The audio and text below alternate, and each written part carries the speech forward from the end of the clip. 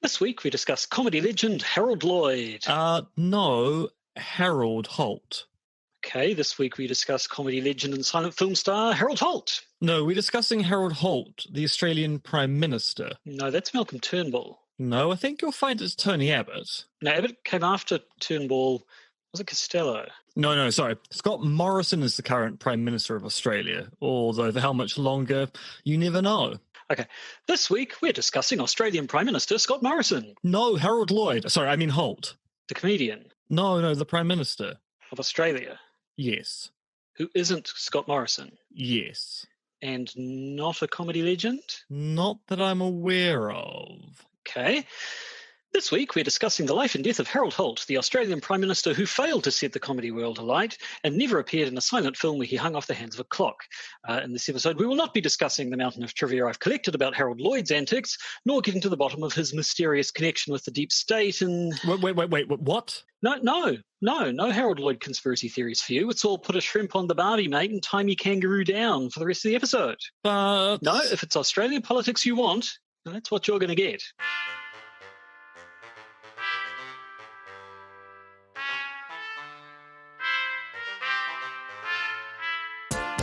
The Podcaster's Guide to the Conspiracy, brought to you today by Josh Addison and Dr. M. Denton.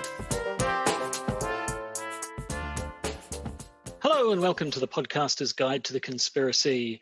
As per usual, I am Josh Addison. They are Dr. M. Dentith. We're both in Auckland. We're both apart, miles apart. I should probably look on Google Maps to see precisely how many miles apart we are, just for interest's sake, but it's a bunch.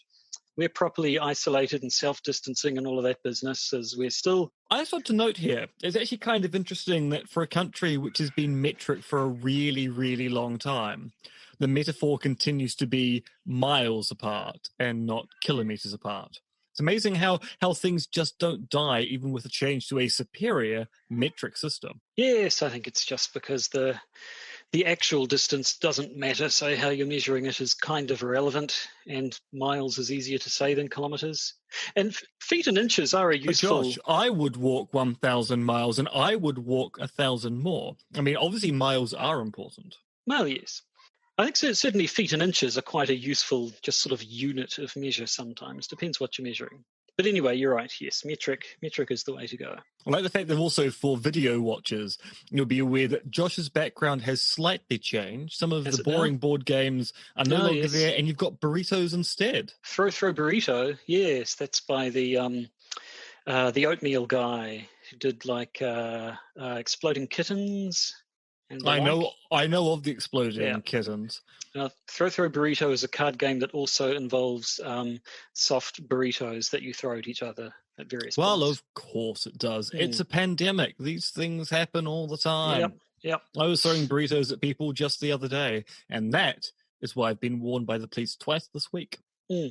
Now, just to reassure you, I am wearing my flannel shirt, which is my usual gear, usual thing that I put on as a bit of a totem whenever I'm sick. But I'm not actually sick now. As well as being the flannel shirt of decrepitude, it's also the flannel shirt of too cold to wear a t-shirt, but not quite cold enough to want to put a jacket on. Well, I'm glad that listeners are now aware that rustling sound is in fact the sound of flannel. Sure is. Anyway. We have a new patron, don't we? We do, although I have a feeling it's returning patron, actually. I recognize the name from a previous patronage, or it's a patron with the same name as a past patron, which is very suggestive of some kind of strange cyclical conspiracy. Whatever the case, welcome, patron. Or doppelganger patron, as it may be. Yes. Ooh, the doppelganger patron. That is a great name for a podcast episode. We need to find the doppelganger patron. And then spend most of the episode talking about the film Doppelganger with Drew Barrymore. I actually don't think I've seen it. Strange. You would remember if you had seen Doppelganger with Drew Barrymore. The last 15 minutes of that film, I will take to my grave. It really does need to be seen to be believed. And then I shall put it on to the list of films I should watch off Nick's Plex server. I think you should. Now, that aside, we're going back again. Again, we're going back to an old topic, but making it new. We mentioned last week rather, when we were talking about the brothers Kaczynski, that they were part of a series, a very irregular series we've done of disappeared leaders of countries. We talked about the murder of Olof Palme in Sweden some time ago, and a very long time ago we mentioned the disappearance of Australian Prime Minister Harold Holt. But as with the whole Oklahoma City bombing thing we did the other week, it's something we've mentioned in the past but never really devoted a whole episode to. So we should probably do that. Indeed, Australia is a big country, and it's right beside us, so let us now investigate the Australian hinterland and work out whatever happened to Harold Lloyd, comedy genius. Yes.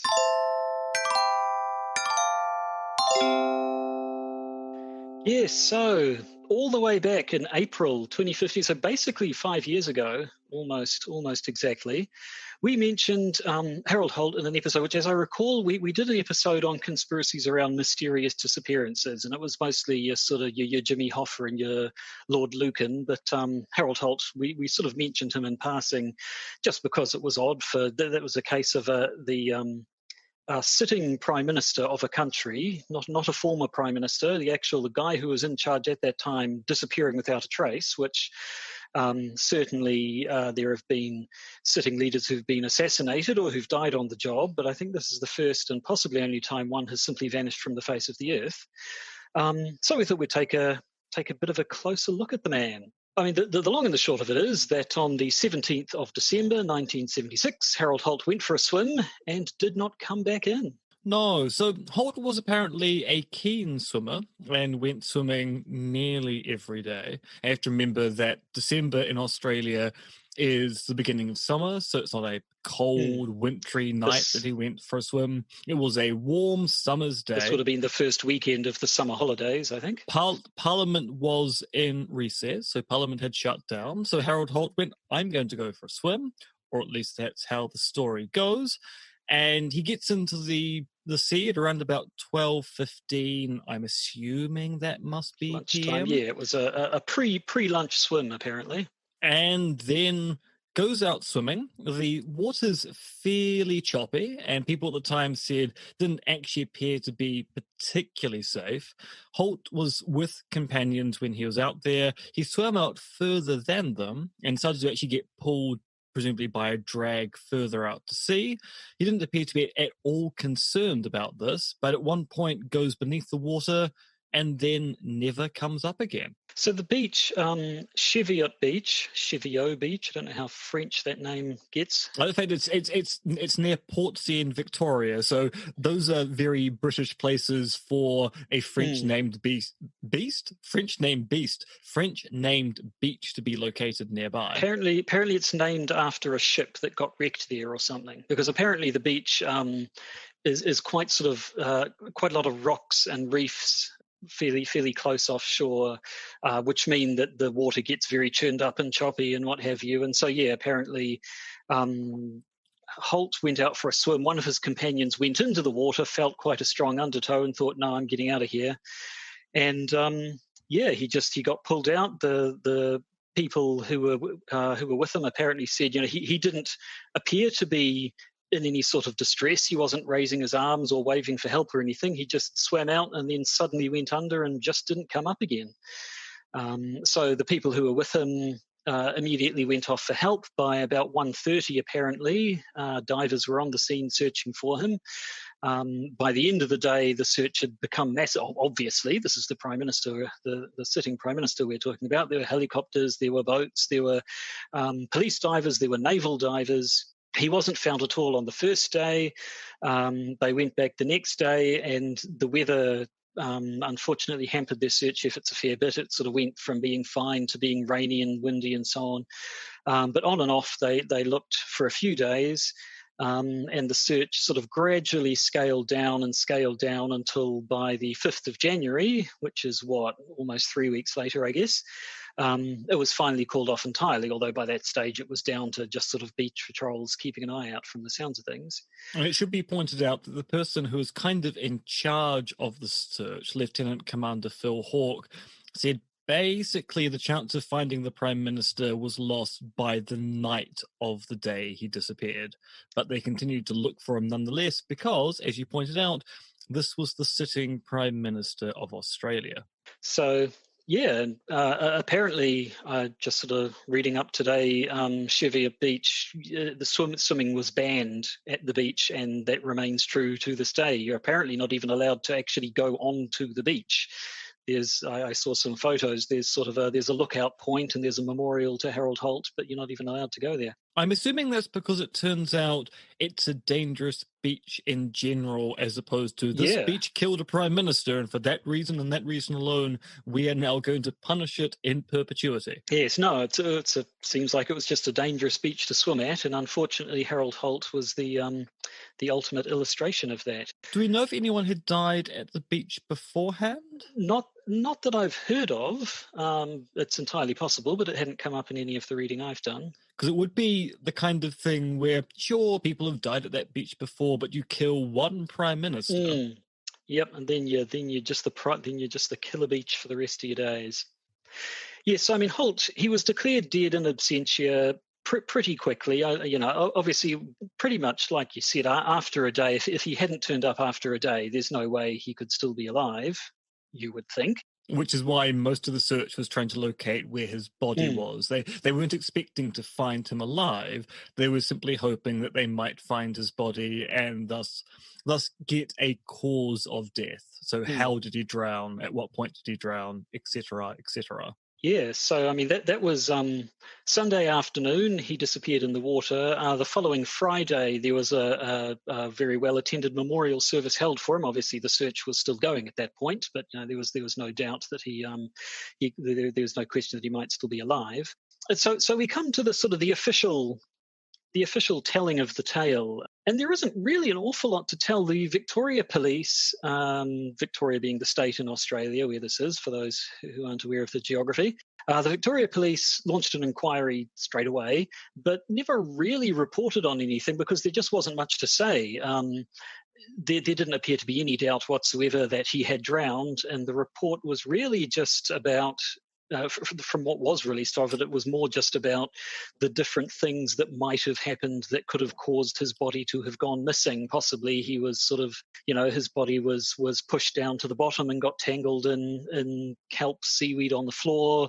Perhaps he was eaten by the sea life. There were a few scenarios which could have accounted for the fact that his body was never recovered, but it didn't appear to be anything more to that. No real question around exactly how he might have died. And similarly, there was no state level investigation of his death. Again, there didn't seem to be anything controversial about it, and his family weren't interested in one. They weren't asking for one to happen. So there was no official investigation there, and the Victoria Coroner's Office didn't hold an inquest because at the time, in fact, the Victoria state law said that in order to conduct a coroner's inquest, you needed to have a body. And the problem with the drowning is who's drowning deep at sea, there might not be any body to inquest about. But things changed, didn't they? They did. So as you can kind of predict with a prime minister who disappears one day, people started to theorize as to, did he actually drown or did something else happen? Which is why back in 2003, the state coroner of Victoria, Graham Johnson, basically concluded that even though it's quite clear that the most likely cause of death for Prime Minister Holt was that Holt took an unnecessary risk and drowned in rough water, the lack of an inquiry at the time meant that some unsubstantiated rumors and unusual theories developed. And these theories are kind of where the conspiracy theories come in, because whenever you have the case of a famous person disappearing unusually, people are going to start theorizing as to what made the disappearance unusual. And the first major theory that came out was that Prime Minister Holt didn't die. Prime Minister Holt committed suicide, and that's been covered up by the authorities. Yeah, so this one, I don't know when it first came up. I think there were sort of suggestions in the papers the following year or something like that. But it was more in the way of a rumor, I suppose, that it wasn't an accidental drowning. It was a deliberate suicide, and so the theory developed that Prime Minister Holt was suffering from some form of mental health issues, that he was worried about his political prospects. He thought for whatever reason that his political career could be in jeopardy, and had been driven to suicide by that. And it's a theory that's bounced around a bit. In 2007, there was an Australian documentary called Who Killed Harold Holt that apparently leaned quite heavily on the suicide theory. But it's never really gone anywhere. The people who actually knew Harold Holt said, no, that this is just absolute nonsense. There's no indication that he'd ever had any sort of feelings like that. I think it was his wife or someone close to him said he was too selfish to commit suicide, whatever she meant by that. That's damning with faint praise. It is. I mean, and that kind of leads into the next one. The people perhaps not having the highest opinion of Mr. Holt. Another theory that came up was that he didn't drown. He actually faked his death, and the reason why he faked his death was because he wanted to run off with his mistress. Now, it is true that he was known to have had affairs, isn't it? Yes. In fact, the group of people that he was with at the time included a woman with whom he either was or had in the past had an affair. And his wife apparently knew about his infidelities. And when people suggested that the woman he was with that day, he had somehow, he'd faked his death to try and run away with her, his wife made his then widow, made some comment along the lines of, I hope she knows she wasn't the only one on the list. And so again, this sort of came into the field of rumors. It was sort of a story. It was a story, basically. It was a nice story people like to tell, but there wasn't anything really to it at all. Certainly no evidence, as far as I'm aware, has ever been produced that might in any way prove this. It was just kind of a story. Yes, because normally when you get stories of this particular type, what you'll get will be the incriminating photograph or alleged photograph going, look, we took a photo of someone who looks a lot like Harold Holt 10 years later on the arms of a younger woman.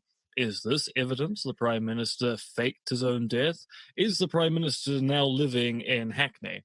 And I don't believe there's any evidence of that particular kind. It's more, he was known to have affairs. One reason why you might fake your own death is to spend time with your mistress. Ipso facto, he must have faked his own death. Yeah, so, I mean, those were some theories that weren't particularly conspiratorial. I suppose faking your death is a little bit, but even then, they seem to be things that Holt cooked up on his own.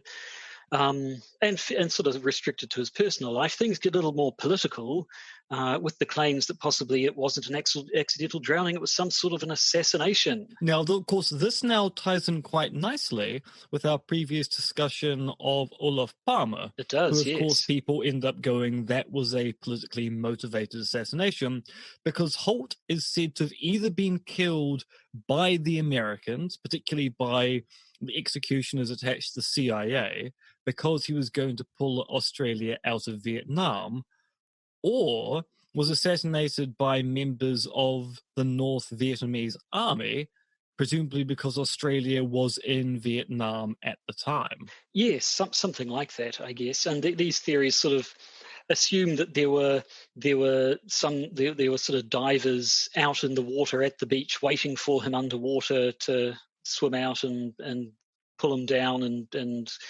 murder him one way or another. There are other similar theories that say he was picked up by waiting divers in the ocean, but not murdered. He was in fact abducted, taken away one way or another. And these stories all seem to involve the Chinese. Stories of a Chinese submarine waiting off the coast of Australia with divers in the water. They often say frogmen, but I think in a conspiracy theory website, we want to make very certain that we are talking about human beings in diving suits, not some sort of amphibious and reptilian. Not genetically engineered frogs. Yeah.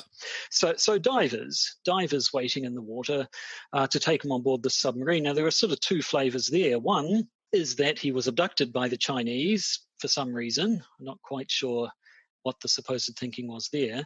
But the more prominent one was that it wasn't an abduction, that it was a retrieval, that Holt himself was actually a Chinese sleeper agent who the Australian intelligence services were onto. His cover was about to be blown, and so this was a carefully orchestrated way of faking his death and getting him back to China, where he could live out his days hidden there, and no one would ever know. Now, this one is actually, there was a whole book devoted to this. The imaginatively titled "The Prime Minister Was a Spy" was released in 1983 by the British writer Anthony Gray, who at the time talked about having an anonymous source who he had worked with. This source was eventually revealed to be Ronald Titcombe, who was a former Royal Australian Navy officer. And it's a book, it's out there, it's a claim that was made, but really, as far as I can tell, no one has taken it seriously, and anyone who actually knows anything about anything has pretty much rubbished the whole affair.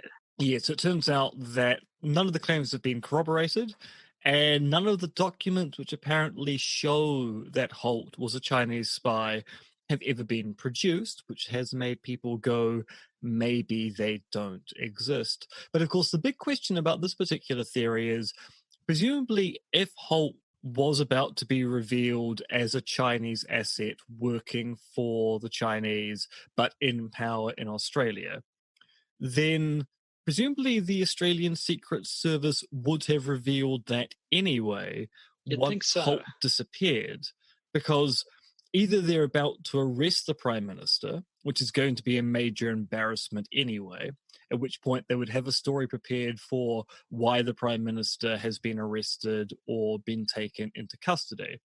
So the Prime Minister disappearing doesn't seem like a good rationale for a cover-up, given that you've probably already prepared something to explain why the Prime Minister isn't the PM now anyway. Actually, I think the book did deal with that a little bit. I think the claim there was that it would be covered up because the Australian intelligence services therefore wouldn't have to admit that they'd let a Chinese sleeper agent end up taking the highest office in the country. I think his claim was that this guy had sort of been radicalized, that Holt had been radicalized in some way in his youth, in his 20s or something, and so had sort of risen up through the ranks as a sleeper agent the entire time. So I suppose you could run the line that once the Chinese had sort of done the Australian intelligence services work for them and got them out of the way, they could then just pretend that the whole thing had never happened, and they wouldn't have to look silly about how they managed to let this guy right under their noses do his thing the entire time. But yeah, as you say, nothing's ever come of it.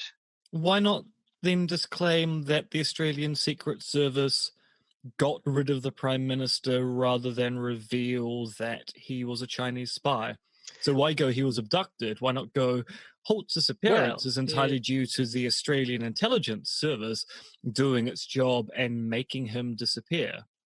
Well, yes, I don't know. I mean, at the end of the day, the reason I think why we can come up with a bunch of scenarios, none of which make 100% sense, is that the theory to begin with doesn't make a huge amount of sense. Although it does fit in with a whole bunch of theories that were coming out in the early 80s about infiltration of left-wing political activists in Commonwealth countries. So Holt was, I believe, a Labour PM. I think I'm correct in thinking that. I think so, yes. And in the early 80s, you get a whole bunch of books coming out about the KGB, for example, infiltrating British universities to convert people to be sympathetic towards Soviet Russia, and how those people became major assets during the 60s and 70s, some of which actually did occur.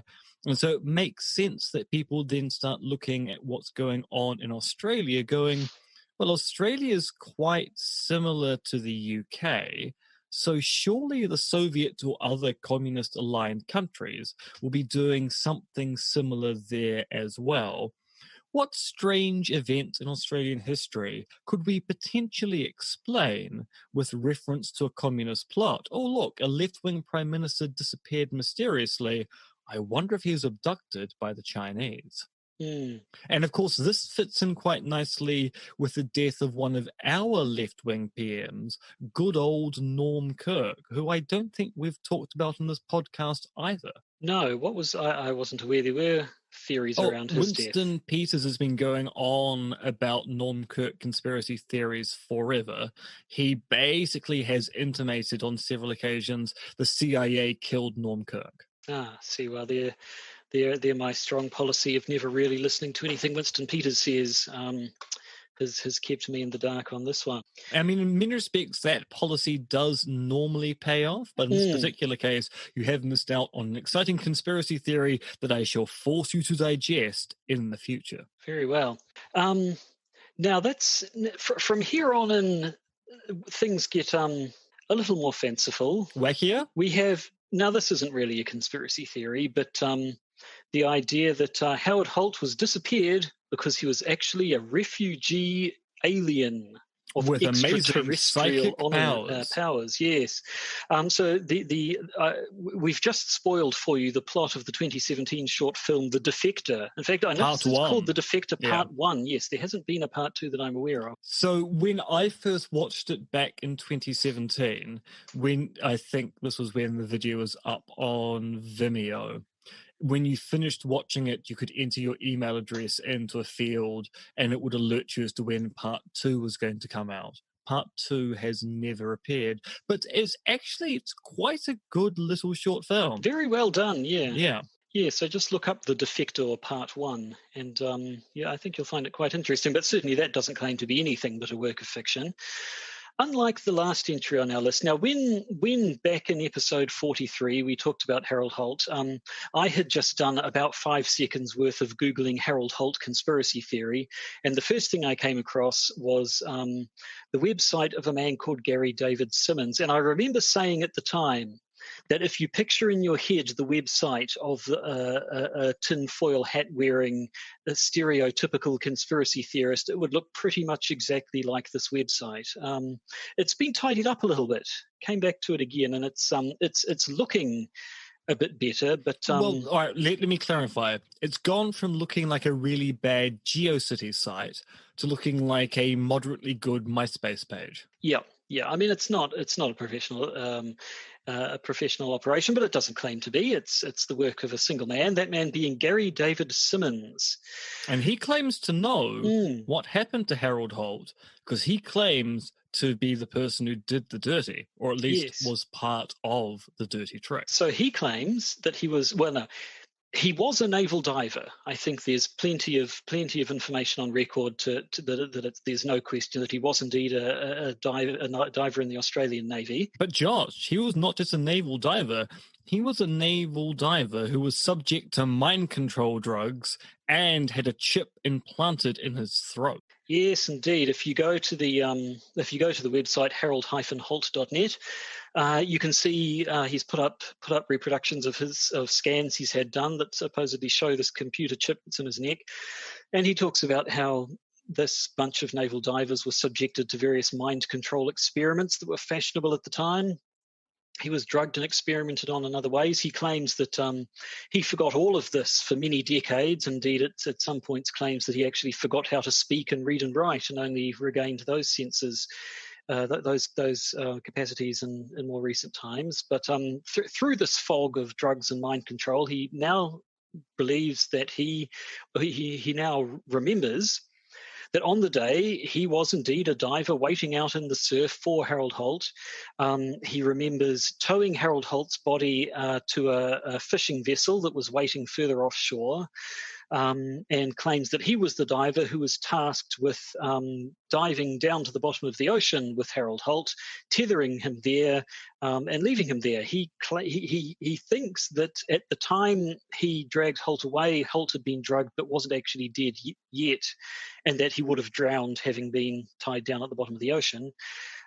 He says that the plan was that the rope he was anchored with was supposed to decay over a couple of days, so that a couple of days later his body would float to the surface and be found, but that part of the plan didn't work out. He thought possibly he had just been sunk too deep and wasn't going to come up again. He claims that the motive for this was that Holt was killed by American interests, presumably. Well, he claims he was killed because he was opposed to Americans setting up satellite surveillance bases in Australia. So either he was killed by the American military or possibly elements within the Australian military who wanted to keep the Americans on side, something like that. He says a bunch of other things, though, does Mr. Simmons. Yes, Mr. Simmons is what we'd call in today's parlance a sovereign citizen. He claims that Australia's constitution is illegal and invalid, and he keeps on talking about this thing called the second law of the universe. Yeah. He takes this very seriously, the second law of the universe. He claims to have invoked the second law of the universe several times. He keeps talking about the fact that he invoked the second law of the universe in setting up his website. And indeed, when apparently his original host, it was taken down and he had to get it set up somewhere else, he reproduces his correspondence with his web hosts, where he takes them to task over the fact that he did invoke the second law of the universe when he set up that website, and they've done something else very bad by rescinding his invocation or something, and he had to invoke it again. I've had a look through the site. I have no idea what the second law of the universe is, nor indeed what the first or any other laws of the universe are, but he's very keen in talking about it.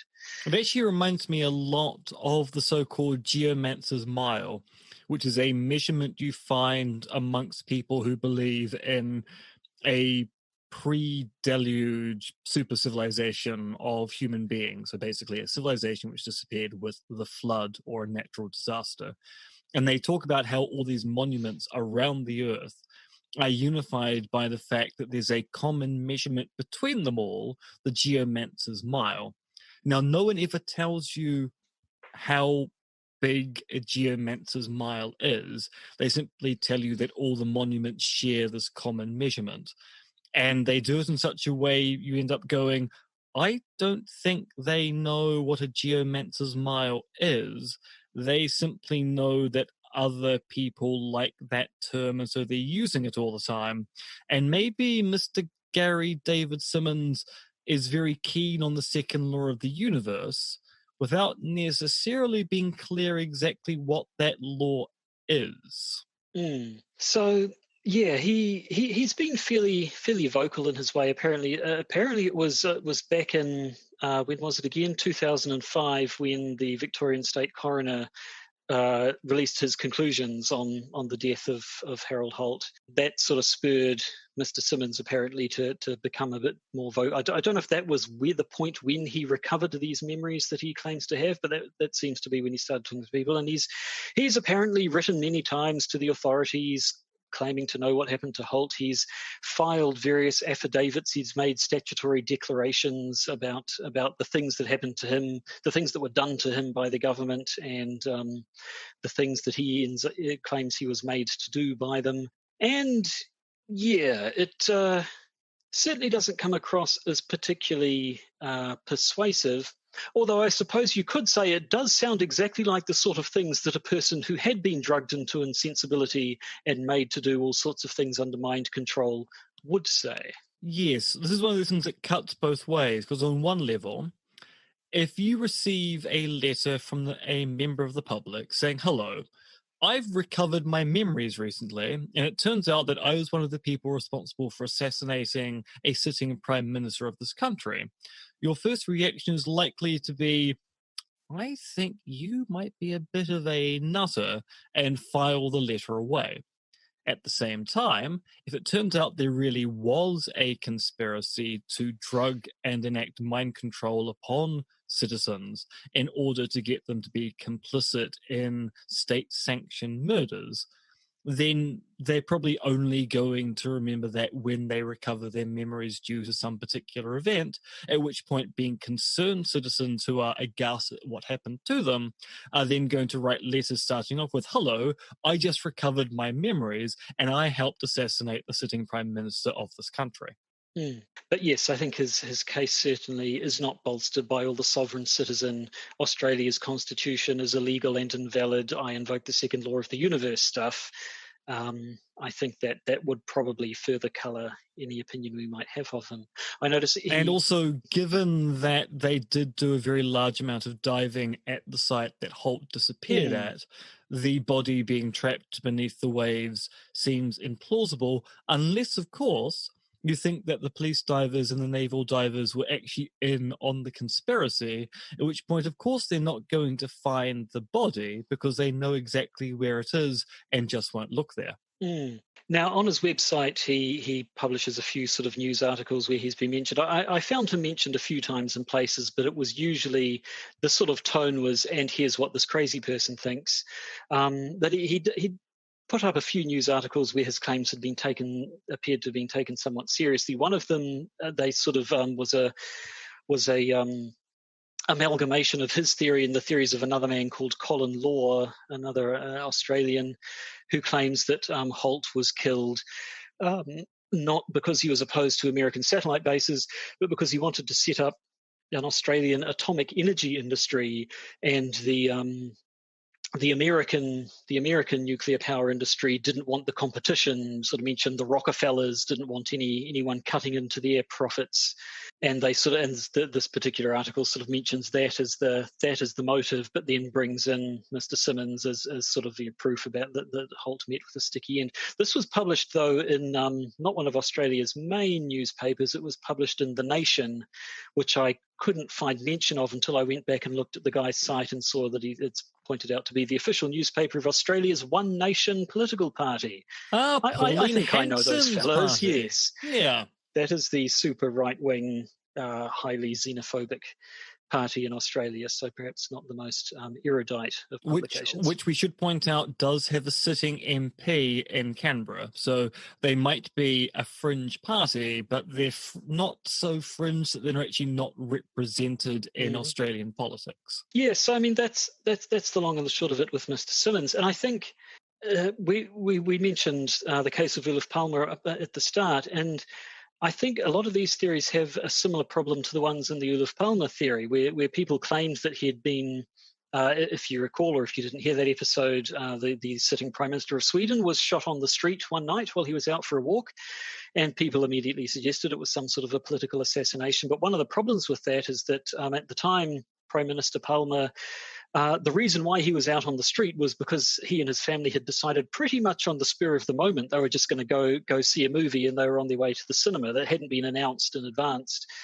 And similarly, Prime Minister Holt, his decision to go for a swim at Cheviot Beach was pretty much a spur of the moment thing. Apparently there was some sailor was apparently stopping by in Australia on his way circumnavigating the globe. That was sort of a thing in the news at the time, and they'd driven out to watch his yacht coming in, but apparently they couldn't get a very good view of him, so they were on their way back home for lunch, and just on the way, Holt decided, actually, I feel like a swim, let's stop at the beach here. So if this was some meticulously planned operation, that doesn't seem to jibe with the fact that there doesn't appear to have been any way of knowing that he was actually going to be swimming at that beach in the first place. Yes, it does seem that to explain the conspiracy here, you need to have people who are very much aware of the Prime Minister's movements and able to predict small things of this particular type. Now, of course, that isn't out of the question, especially if your conspiracy then includes members of the Prime Minister's group, because you can imagine a situation where a member of the group casually suggests to Holt, oh, that looks like a nice beach, you should go for a swim there. But you are now adding in significant levels of unpredictability to the story. Be much easier to make the Prime Minister, say, disappear in the middle of the night. And then you could still do he left his wife for a mistress, he packed his bags, left in the middle of the night, was never seen again. You could do he was extracted by Chinese agents, they arrived in the middle of the night, they took him to an airfield, and he flew away. You can still have all the same conspiracy theories resulting from a disappearance without the unpredictability of why this beach at this particular time. And I mean, I don't know a lot about diving, but I assume it's not. It's no small thing to get a bunch of divers in the water at a particular spot. So unless they had teams of divers waiting in every sort of beach and inlet on the coast of Australia where he happened to be diving, or they were somehow able to get people to exactly the right spot in a very short amount of time, the whole thing just doesn't really seem to hold together. And like I say, I mean, at the time and in all official inquiries afterwards, the notion that he drowned has never really been questioned at all. People saw it happen. Yes, this is very much a fringe conspiracy theory. It's not a major part of Australian politics to believe that Harold Holt was disappeared. It's simply a very fascinating story, which is the age-old story we find in this podcast. Famous person disappears unusually, conspiracy theories fill the void. So he's become a bit of a meme in Australian culture. There was some time ago, there was a sports commentator talking about people still rooting for this supposedly hopeless team, or rooting for this team was like still leaving the porch light on for Harold Holt or something, and then that team was mocked with Harold Holt references from there. Actually, just this very afternoon, I saw. I work for a company with offices in New Zealand and Australia, and on the company Slack channel, somebody put up one of those things. A little Twitter meme where someone had said, all these stories at the moment of like the dolphins coming back to the canals of Venice, and here in Australia, and they had a photo of Harold Holt swimming in on the surf, which a week ago I would not have got that reference, but thanks to the reading for this episode, I did. And that's why, gentlemen, we say broaden your minds. It's a film reference. It is. It sure is. So I think we've come to the end of this episode. So shortly we will stop recording this and start recording our patron bonus episode, which you will be unsurprised to learn still has a bunch of COVID stuff in it. And has an update on Alex Jones and that whole Q revelation. You'll be surprised by what has happened in the last week. And yes, we'll be talking about COVID-19. We'll be talking about how climate change deniers are using the COVID-19 crisis to further their cause. We'll be talking about how Pew Research Center has some interesting data on what Americans believe about COVID-19. And then we have an update on that Kennedy curse. You'll never guess who's died recently. Some people, quite a few. It's been in the news, I think. It has. But I assume you're talking about someone specific. Yes, so that's coming up for our patrons. If you would like to join one of our growing number of patrons, you could do so by going to patreon.com and searching for the Podcaster's Guide to the Conspiracy, or by going to conspiracism.podbean.com, the site where this podcast is hosted, and using Podbean's native patronage scheme. But if you don't feel like becoming one of our patrons, that's fine too. Just thank you for listening. Basically. And we also apologize to our patrons. We were meant to be live broadcasting this episode this week, so patrons could listen in. Unfortunately, the software that I was using to reroute the audio from Zoom to Discord didn't quite do what it was meant to do. We're hoping to have that issue fixed by next week by using completely different software. That would be the ideal. So it's next week. Next week, patrons, tune in for a Discord broadcast. But for now, you'll just have to cope with the usual fare. So I believe that's all we have to say to our regular listeners. We'll see you next week, presumably still in isolation. I think by this time next week, it may have been announced that isolation measures might reduce. Maybe. However, it does seem that even if we go from alert level 4 to alert level 3, it won't be changing most of our lives. Not a lot, no. I think anyone who can work from home will be encouraged to still keep working from home. But at least it might be possible to go through the drive-through at a fast food place. Oh, the luxury. Oh, the decadence. Yeah, precisely. So until next week, it's goodbye from me. And it's goodbye from Josh. Classic.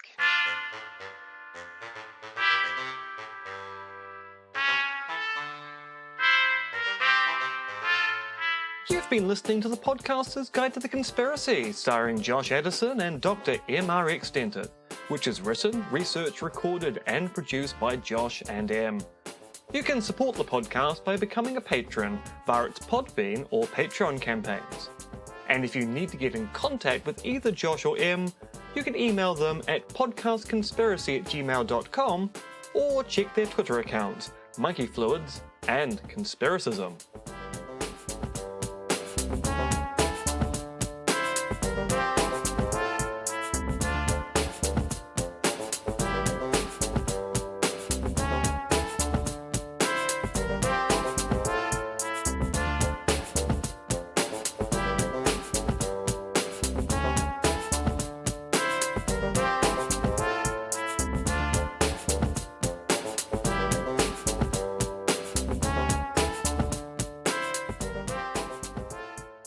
And remember, the truth is out there, but not quite where you think you left it.